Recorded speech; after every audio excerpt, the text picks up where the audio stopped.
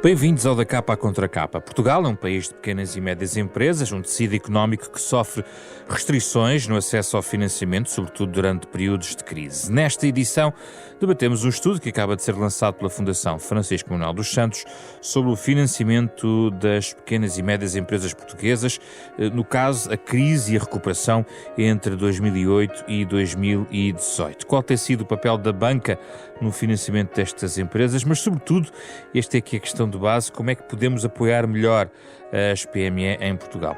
Para esta conversa, convidámos Diana Bonfim, uma das autoras deste estudo, ela é economista coordenadora do Departamento de Estudos Económicos do Banco de Portugal, e Óscar Gaspar, vice-presidente da CIP e presidente da Associação Portuguesa de Hospitalização Privada, que se junta a nós a partir dos estúdios da Renascença em Gaia para esta conversa nos próximos 30 minutos.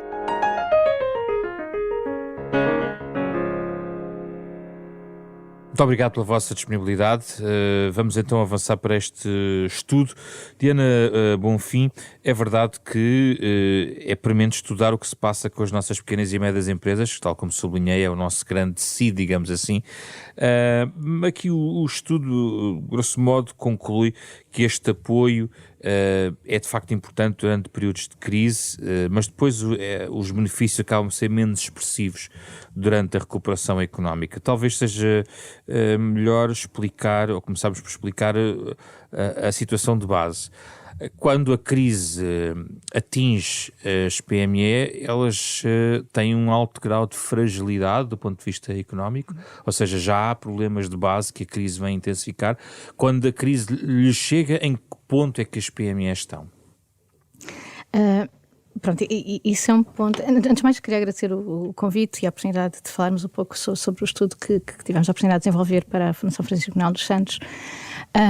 E o ponto que o Zé Pedro refere é crucial, ou seja, no fundo, a necessidade de apoio é dependente não só do choque que estamos a considerar, não é? Neste caso, olhamos para as empresas durante o período da crise financeira global e mais tarde durante a crise da dívida soberana, mas claro que o apoio depende do choque e depende também do ponto de partida, depende da situação em que as empresas se encontravam.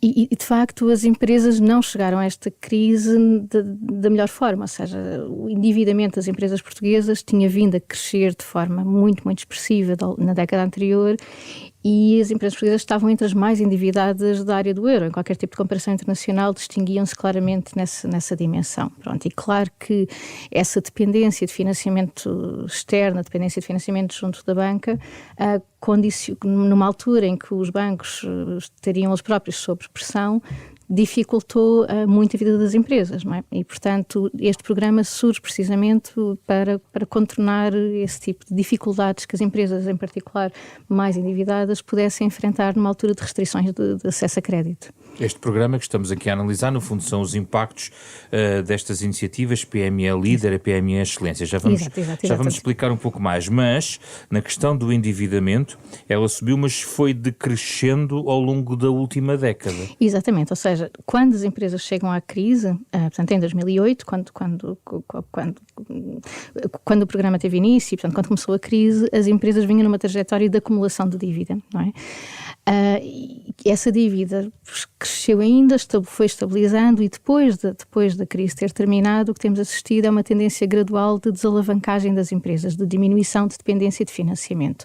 E portanto, neste momento, quando olhamos para essas tais comparações internacionais e colocamos as empresas portuguesas lado a lado com empresas semelhantes europeias, os níveis já são muito mais semelhantes. Pronto, o que sugerem, enfim, o referencial, claro que é relativo, não é? Não há necessariamente um ponto ótimo e único, mas pelo menos em termos de comparação internacional estamos num equilíbrio mais próximo dos nossos parceiros europeus. O que aconteceu depois de 2008 com este programa, que vamos tentar também explicar aqui um pouco, foi no fundo ajudar a um financiamento mais sustentável ou mais rigoroso destas empresas, tendo em conta que vão sempre precisar de recorrer eventualmente aos empréstimos bancários, mas há um conjunto de garantias que estes dois programas em causa, que foram lançados em 2008 logo, a PME Líder e PME Excelência, permitem no fundo que esse financiamento seja feito em condições que causem menos desequilíbrios às empresas. É esse o objetivo?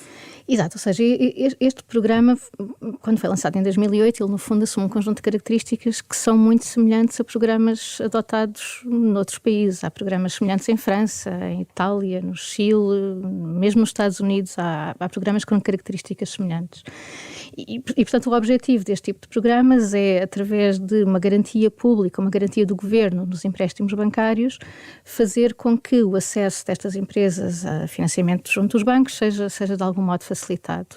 O que distingue este programa, e por isso torna a sua análise bastante interessante, o que distingue o programa é que ele não é um programa direcionado, ou seja, não é um programa para todas as empresas num país, como é habitual. Este tipo de programas de garantia pública geralmente direcionam-se a todo o conjunto de pequenas e médias empresas, e neste caso a ideia foi definir um apoio mais direcionado, e portanto o objetivo do programa PME Líder e PME Excelência era, de forma declarada, assegurar que as empresas mais promissoras, as empresas com melhor desempenho, não perdiam a sua capacidade de continuar a crescer num contexto de dificuldades de acesso a financiamento. E, portanto, neste sentido, o programa é muito diferente do que é habitual noutras. E o estudo revelou que estas iniciativas foram muito importantes para estas empresas durante este período de crise, é isso? Claramente, ou seja, o que nós conseguimos avaliar, e explorando a estrutura do programa, é avaliar várias dimensões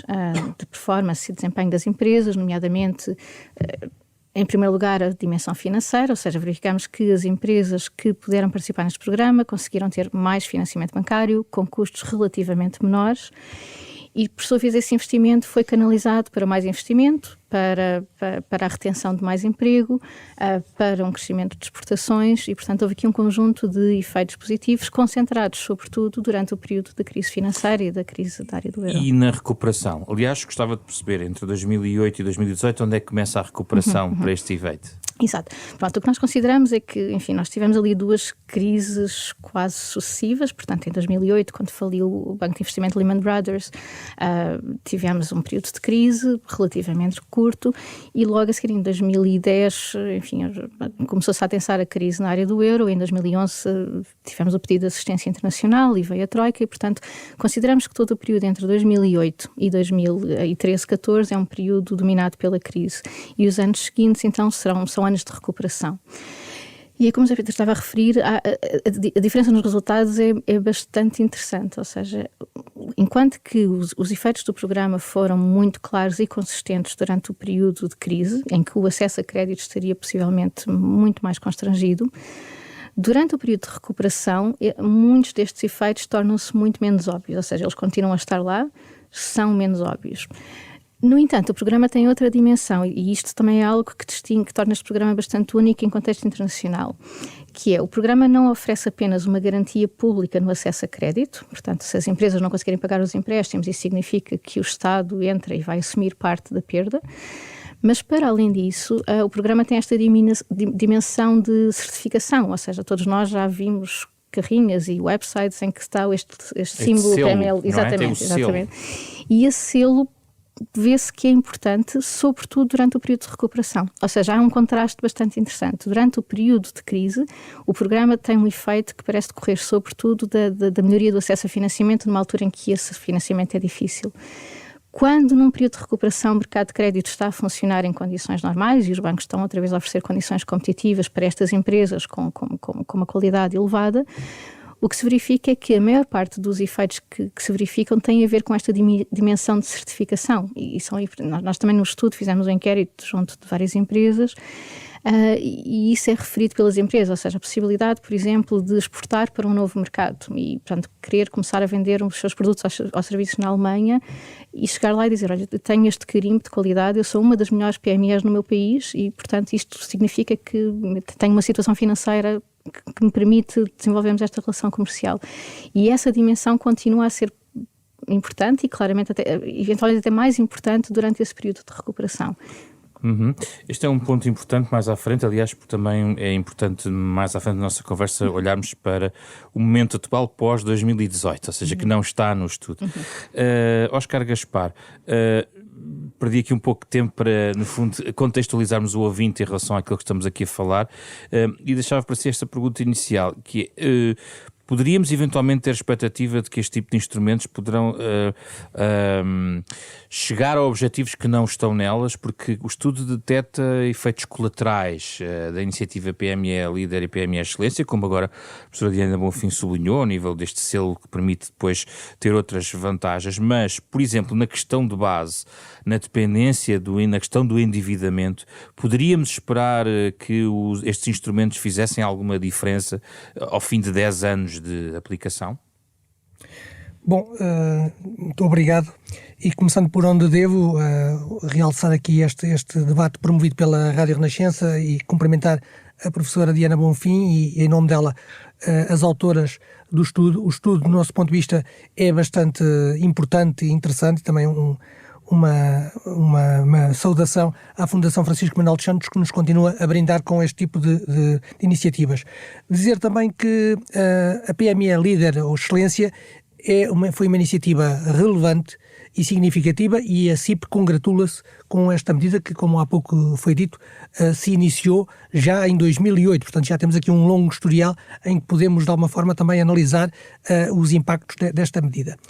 Penso que também já ficou claro nas intervenções anteriores que estamos a falar, em primeira linha, de uma medida que serve de garantia parcial do Estado ao financiamento das empresas e, portanto, basicamente, de que estamos a falar é de endividamento, é de dívida das empresas. Bom, e aqui, e entrando também já na sua questão, aqui começam uma série de questões. Uma delas prende-se com o nível de endividamento das empresas. Se me permite, uma frase que está no estudo e é absolutamente correta, diz: o financiamento bancário constitui a principal forma de financiamento das PMEs em Portugal. Ora, isto não só é verdade, como é preocupante. E também é dito no estudo que há uma série de falhas de mercado que devem ser colmatadas. E eu acho que esta é a boa discussão que devemos ter. Também um ponto ainda prévio, muito relevante em termos de enquadramento, é que falamos, e bem, de PMEs, mas temos que ter consciência que o conceito de PME não é semelhante em Portugal àquele que existe na generalidade dos nossos congêneres europeus. Nós, na verdade, em boa parte não falamos de PMEs, falamos de um tecido empresarial que é constituído por mais de 1 milhão de microempresas. Portanto, empresas muito pequenas, algumas delas nem sequer têm estrutura, de facto, para poder, por exemplo, concorrer a iniciativas como esta. E isso é um problema não apenas para as empresas, mas sobretudo para o país. Nós devíamos ter empresas de uma maior dimensão também para que essa dimensão permitisse ter maior nível de competitividade e um caráter mais estratégico da parte das empresas. Voltando à questão do endividamento, de facto, as empresas portuguesas tinham um grau de alavancagem, portanto, um nível de endividamento bastante elevado, também porque não tinham alternativas. E esta é uma outra questão que, por vezes, não se refere em Portugal e que é da maior importância. Nós temos falta de capital. E, portanto, temos que quer da parte das empresas como das entidades públicas, procurar aqui termos incentivos, forma de fomentar que haja capital nas empresas e haja recapitalização das empresas. Aliás, como se sabe, o Governo há uns anos lançou exatamente um programa que se chamava Capitalizar, e esse programa em parte foi implementado, em parte ainda está um pouco no papel, e nós a par e passo temos recordado ao Governo, e nomeadamente aos Ministros da Economia, que é muito, muito importante que sejam implementadas todas as medidas previstas no Mas, Óscar Gaspar, isso decreta-se a capitalização de uma empresa? Não se decreta, mas repare, nós, juntando aqui um ponto de atualidade, ouvimos este fim de semana o Sr. Primeiro-Ministro a dizer que entendia que devia haver um aumento de remunerações em Portugal. E foi imediatamente respondido pelo Presidente da CIP, pelo António Saraiva, que, mais uma vez, o crescimento económico não se decreta, a competitividade não se decreta. A competitividade e o crescimento passam por determinado tipo de condições, como, por exemplo, o fim dos custos de contexto que nós temos em Portugal, por uma fiscalidade mais amiga das empresas e dos rendimentos e, por exemplo, por evoluirmos no sistema de licenciamento em Portugal, que muitas vezes é uma verdadeira via sacra para os empresários para promoverem investimento e emprego. E por isso é que nós somos muito favoráveis ao acordo de concertação para a competitividade e para os rendimentos que lá está, não assente em decretos, mas assente em medidas concretas que levem a esse aumento de investimento, aumento de competitividade e aumento de produto. E repare, também ligando com aquilo que a professora Diana Bonfim dizia, realçava em relação ao estudo, que este instrumento das PME Líderes foi particularmente importante em tempos de crise.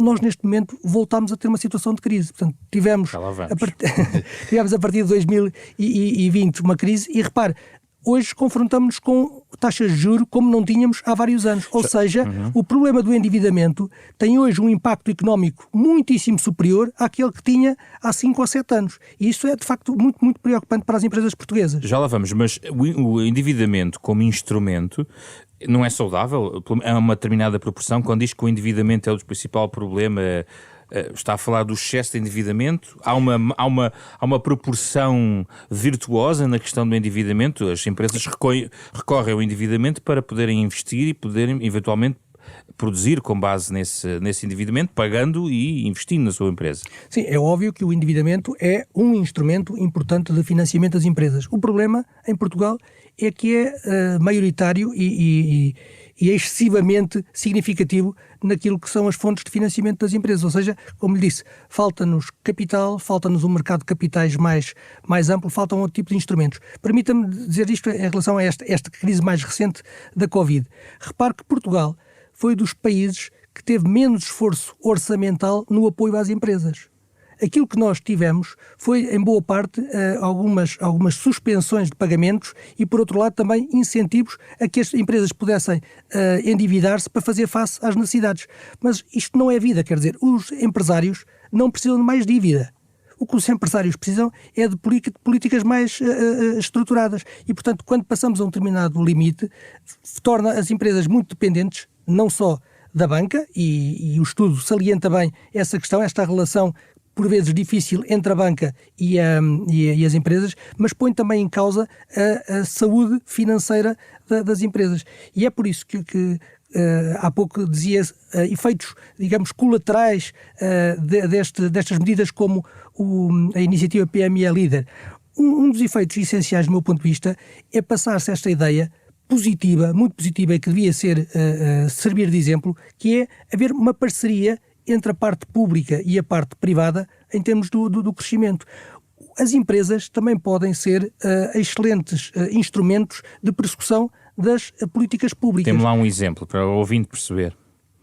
Não, um exemplo é claramente este, quer dizer, o Estado deve criar condições para que nós possamos não só desenvolver mais atividades nas nossas empresas, mas também poder pagar melhores salários e também contribuirmos mais para a riqueza do país. Isto, do meu ponto de vista, é muito claro. Portanto, o Estado não pode apenas ficar numa situação passiva, como se não fosse uma parte interveniente de todo este processo.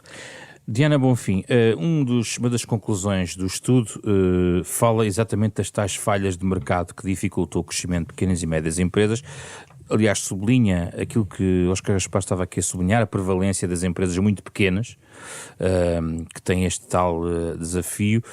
Independentemente dos méritos destas iniciativas PME Líder e PME Excelência, o que é que deve ser sublinhado ao nível destas falhas de mercado e quais são os outros instrumentos que podem aqui ser carrilados?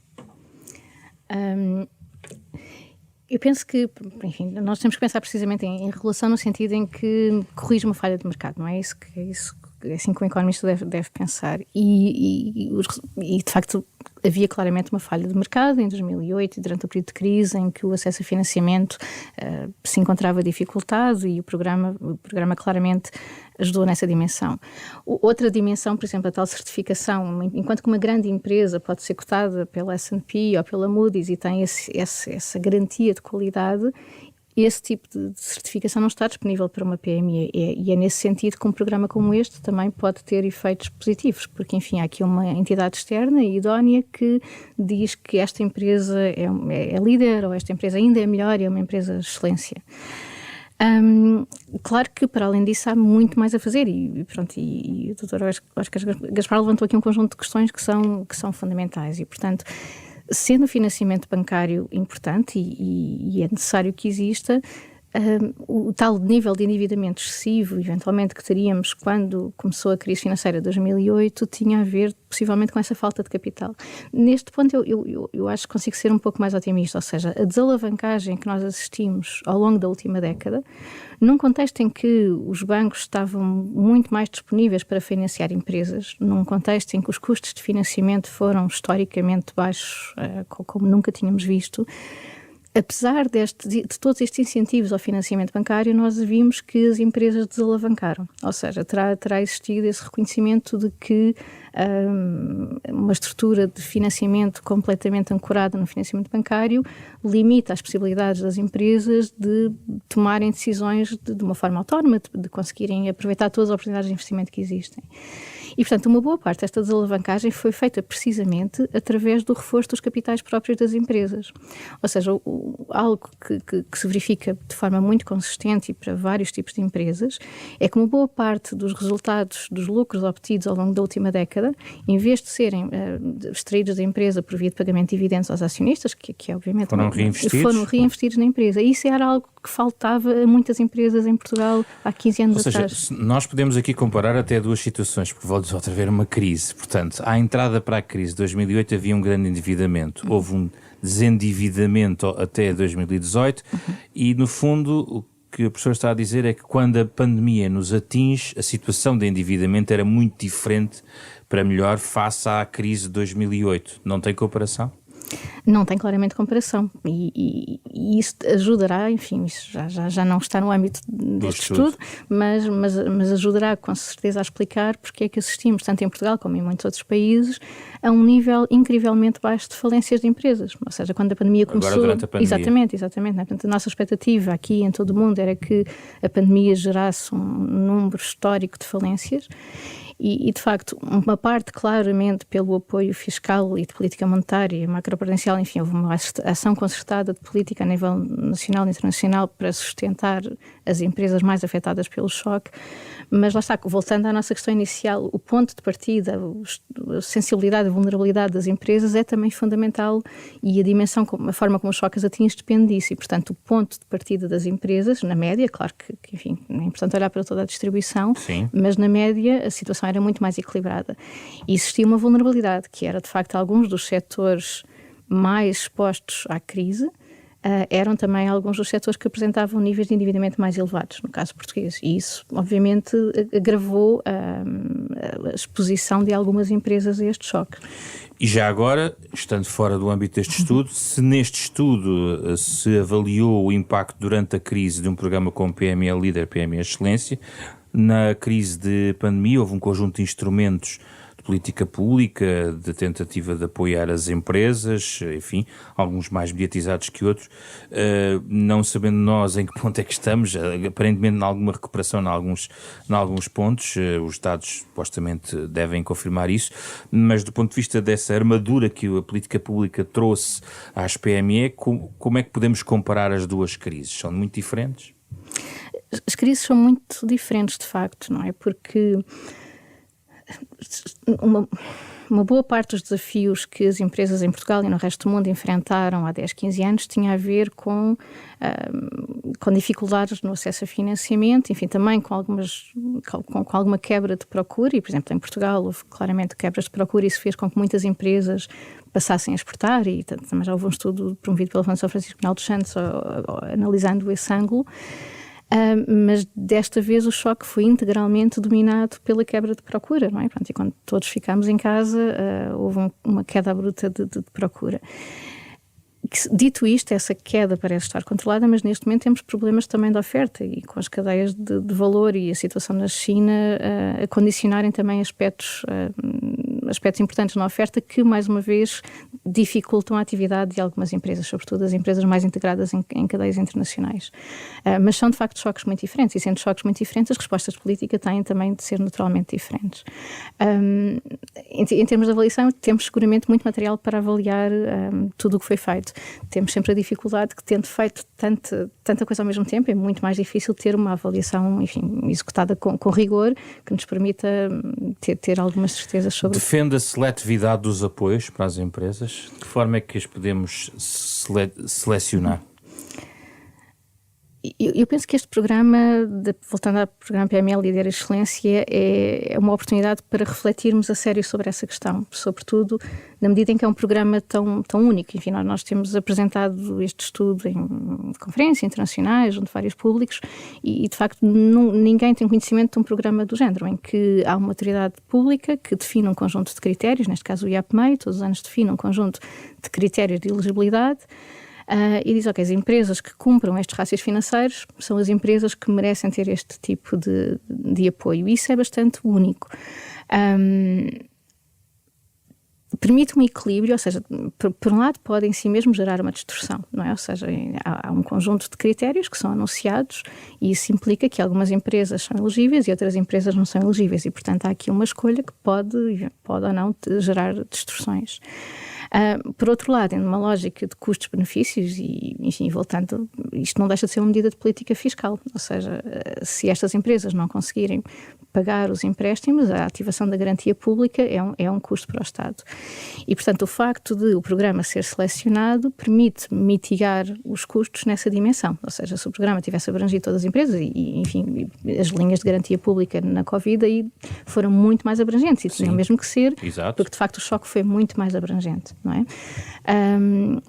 Eu penso que o facto do programa ser direcionado tem uma dimensão interessante, que é algo que também que o Dr. Oscar Gaspar estava a apontar, que é, enfim, nós temos sempre a discussão em Portugal que temos este conjunto de pequenas empresas, muitas microempresas, e que temos muita dificuldade em ter uma cota expressiva de grandes empresas. Pronto, mais uma vez aí também penso que temos razões para otimismo.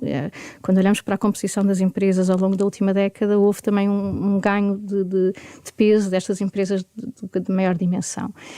E um programa, ao ser direcionado e focado nessas empresas com mais capacidade para crescer, pode contribuir nessa direção, pode precisamente ajudar aquelas empresas eternamente médias, eternamente pequenas, a conseguirem dar esse passo e crescer. Pronto, e a nossa análise no estudo demonstra isso, que aliviando as restrições de financiamento, esse financiamento foi utilizado por estas empresas para investir, para crescer, para contratar mais pessoas e para expandir a sua atividade. Sim. E, portanto, é aqui que nós podemos fazer tal ligação com o financiamento excessivo ou não, que o José Pedro estava a discutir, não é? Ou seja, o financiamento em si será positivo ou negativo, dependendo muito de como é que este financiamento é transformado em crescimento. Não é?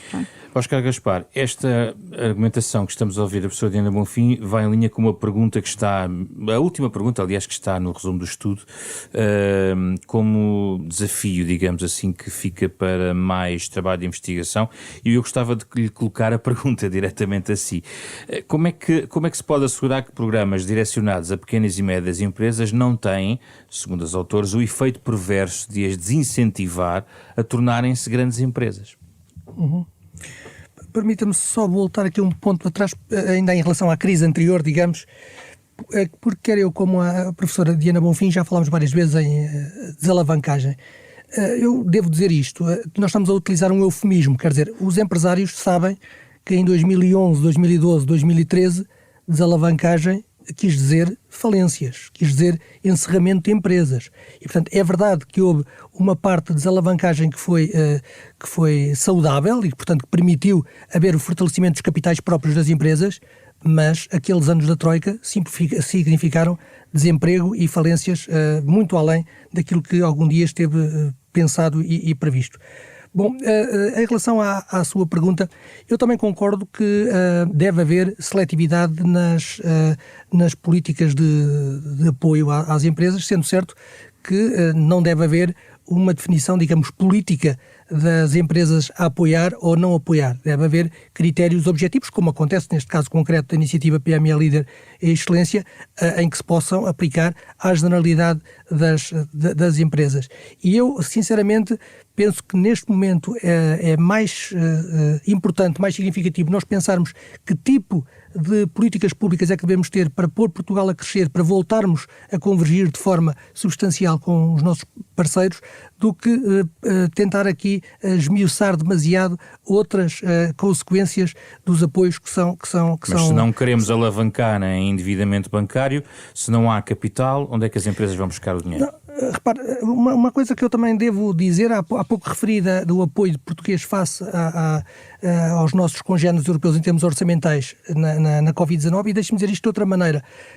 Quando sentimos que as empresas portuguesas não são apoiadas, mas as empresas espanholas, italianas, francesas, alemãs são, quer dizer, há aqui um problema também de concorrência direta. Mesmo admitindo que todos os países estão a cumprir as regras de apoio de auxílios de Estado, a verdade é que nós sentimos que empresas de outras origens são mais apoiadas e, portanto, estão mais fortes e até com mais capacidade de vir às compras a Portugal, onde os ativos em parte ainda estão bastante... Onde é que leva a sua reflexão nesse aspecto? Esta reflexão leva a que, por exemplo, nós neste momento estamos... O grande programa para ultrapassarmos esta crise na Europa e em Portugal é o PRR, não é? O Programa de Recuperação e Resiliência. Ora, a grande crítica que nós, CIP, fizemos desde a primeira hora é que nos parece que o programa é claramente desequilibrado. No máximo 30% das verbas estão destinadas às empresas e, portanto, 70% estão para o setor público. Ora, com toda a franqueza, por muito que seja importante haver investimentos e reformas no setor público, porque isso é relevante para todos os portugueses e também para a economia nacional, mas a verdade é que o investimento produtivo, o investimento que vai melhorar a competitividade do país, é o investimento nas empresas. A determinada altura também ouvimos que, o PRR é assim até porque há necessidades específicas, mas depois o PT 2030, portanto os fundos comunitários poderão compensar. Ora, não é assim. Pelos documentos que nós conhecemos, que nos foram apresentados, não há nenhum acréscimo de apoio do PT 2030 em relação ao PRR ou em relação ao quadro comunitário que está agora em execução. E, portanto, esta é uma preocupação muito grande do nosso lado. Eu sei que já estamos mesmo a acabar, permita-me só 2 linhas rápidas. Falar de uma falha de mercado que também é apontada no estudo, que é o Banco de Fomento. Nós passámos estes anos todos e estas diversas crises sem ter um banco de fomento. Existia, mas de facto na prática ele não estava em atuação. Mesmo agora, e estamos a falar em junho de 2022, a verdade é que os instrumentos do Banco de Fomento ficam claramente aquém daquilo que seria desejável. Ainda lhe vou dar mais um minutinho. Guarda aí uma última reflexão. Muito rapidamente, a última ronda. Diana Bonfim, há um estudo aqui incluído onde foram analisar também alguns impactos muito mais setoriais ou específicos deste programa. Sublinharia a nota que dão nestes programas como terem impedido a destruição de emprego durante os períodos de crise.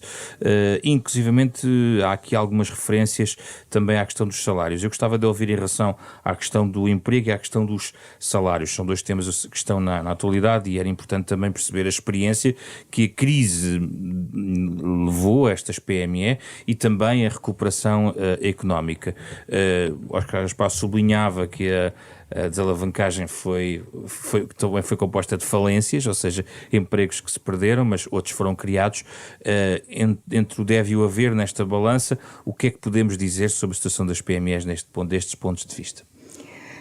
É uma pergunta importante. Assim, nós estamos, na verdade, com as minhas coautoras neste estudo, a Clara Raposo e a Cláudia Custódio, estamos precisamente a desenvolver uma nova análise muito mais focada na dimensão do mercado de trabalho.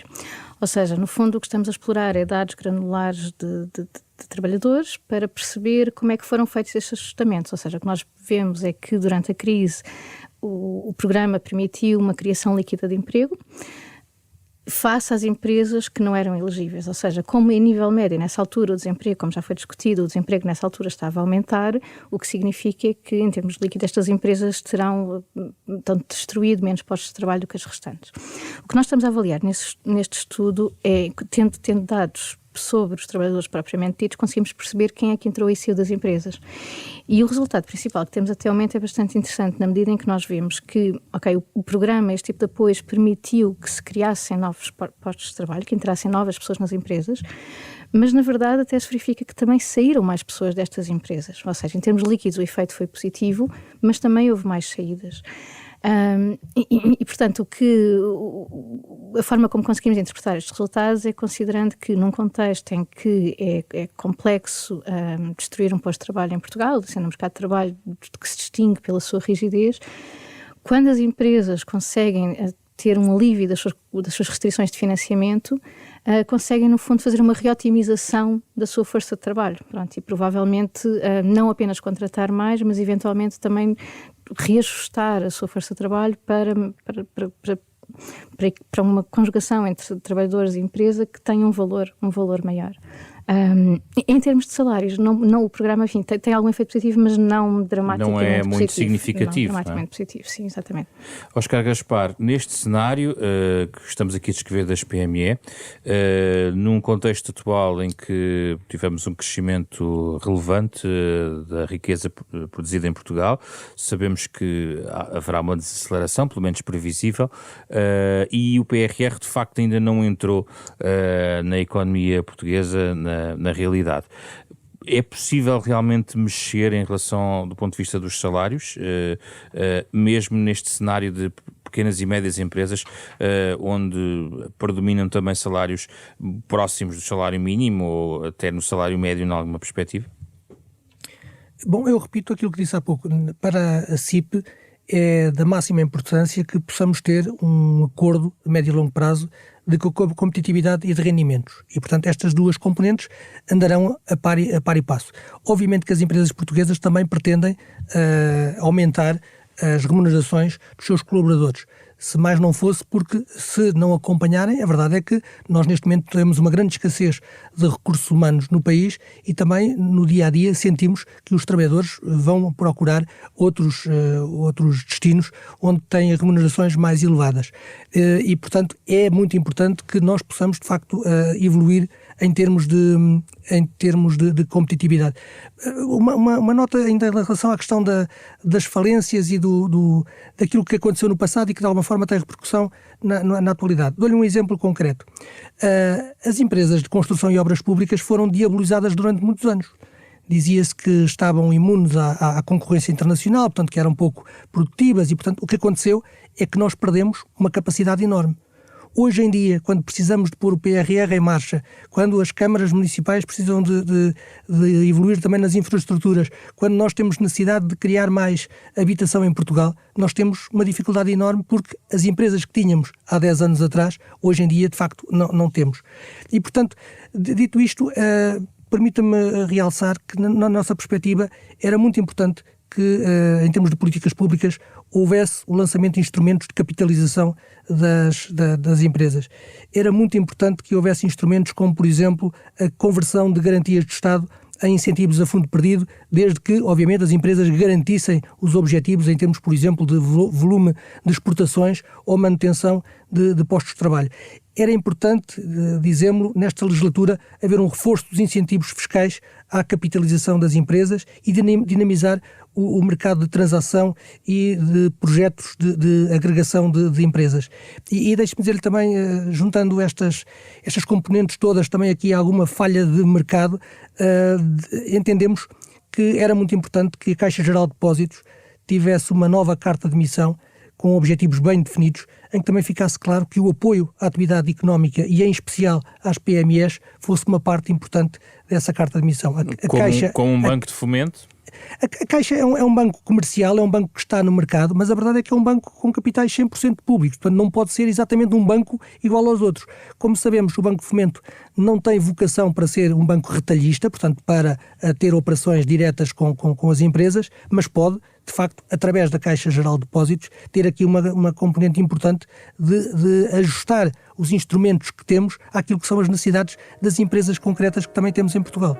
Muito obrigado, Óscar Gaspar, Diana Bonfim, os nossos convidados desta semana, onde falámos sobre o estudo de financiamento das PME portuguesas, a crise e a recuperação entre 2008 e 2018. O estudo acaba de ser lançado pela Fundação Francisco Manuel dos Santos. Pode ouvir na íntegra este debate em podcast, nas plataformas digitais habituais e também nos sites da Renascença e da da Fundação Francisco Manuel dos Santos.